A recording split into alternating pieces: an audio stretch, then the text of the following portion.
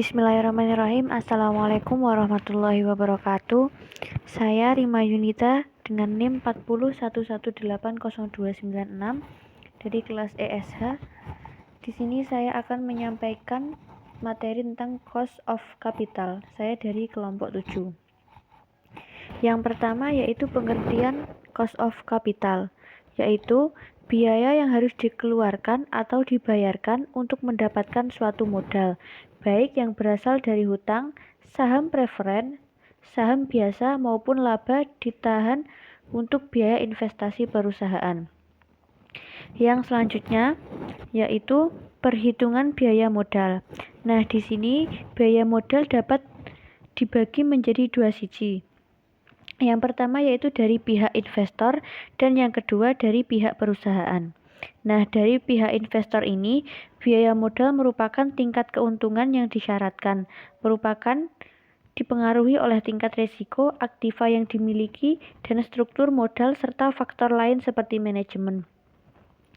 Nah, dari pihak perusahaan, biaya modal adalah biaya yang harus dikeluarkan untuk mendapatkan modal dari investor. Nah, di sini dalam cost of capital berasal dari berbagai sumber. Yang pertama yaitu hutang jangka pendek, hutang jangka panjang, saham preferen, laba yang ditahan, emisi saham biasa baru. Yang selanjutnya yaitu biaya hutang jangka pendek. Nah, di sini disebutkan bahwa hutang jangka pendek itu dapat dihitung dengan dua cara. Yang pertama yaitu dengan shortcut formula dan yang kedua dengan menggunakan tabel present value atau PV. Nah, di sini dituliskan bahwa rumusnya sebagai berikut, yaitu cost of bond sama dengan bunga obligasi tahunan dalam rupiah ditambah harga nominal dari obligasi atau jumlah yang akan diterima pada akhir umumnya dikurangi harga pasar obligasi diper umur obligasi per harga pasar obligasi ditambah harga nominal dari obligasi atau jumlah yang akan diterima pada akhir umurnya diper 2 dan dikali 100%. Nah, yang kedua dengan menggunakan tabel present value. Nah, dengan cara tersebut. Yang selanjutnya yaitu contoh dari biaya hutang jangka panjang.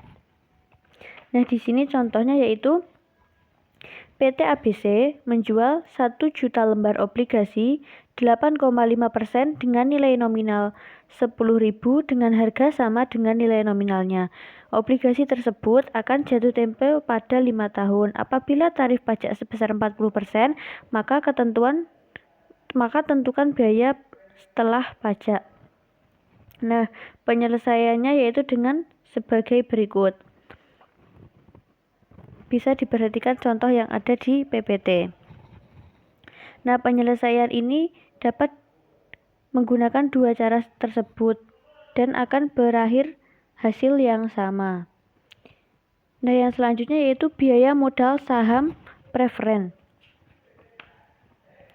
Nah, di sini rumusnya yaitu harga saham preferen sama dengan dividen saham preferen per tingkat keuntungan yang disyaratkan oleh pemegang saham preferen. Nah, ketika ada flotation cost, maka biaya modal saham preferen diperhitungkan atas dasar kas bersih yang diterima atau dalam kurun P.net. Nah, dan bawahnya yaitu tingkat keuntungan yang disyaratkan oleh pemegang saham preferen sama dengan dividen saham preferen diper P.net. Nah, contohnya sebagai berikut bisa diperhatikan di PPT. Nah, yang selanjutnya yaitu biaya modal sendiri. Biaya modal sendiri adalah sebesar required rate of return investor saham biasa. Di sini perusahaan dapat memperoleh modal sendiri dengan dua cara. Yang pertama yaitu dengan laba ditahan dan yang kedua mengeluarkan saham baru. Nah, Biaya laba ditahan pada prinsipnya akan lebih rendah daripada biaya modal saham baru, karena penjualan saham baru biasanya ada flotation cost atau biaya emisi saham.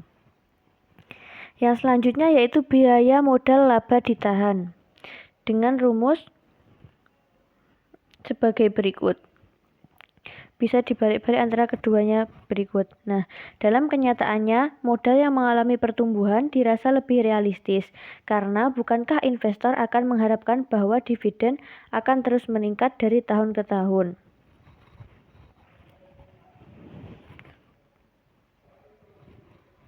Yang selanjutnya yaitu biaya modal saham biasa.